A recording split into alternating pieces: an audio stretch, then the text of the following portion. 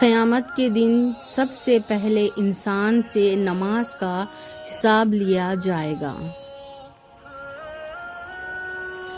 اگر نماز درست ہوئی تو باقی اعمال بھی درست ہو جائیں گے، اور اگر نماز میں کمی ہوئی تو دوسرے اعمال بھی نقصان میں چلے جائیں گے۔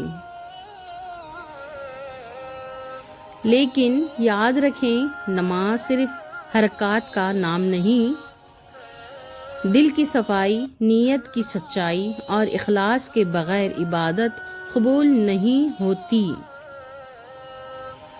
قیامت کے دن جب انسان رب العالمین کے سامنے کھڑا ہوگا تو اس کے اعمال کا پورا حساب لیا جائے گا۔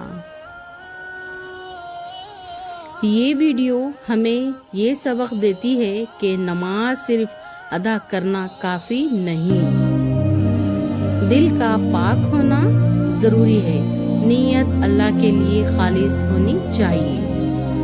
یا اللہ ہماری نمازوں کو اخلاص کے ساتھ قبول فرما اور ہمارے دلوں کو پاکیزہ بنا دے، آمین۔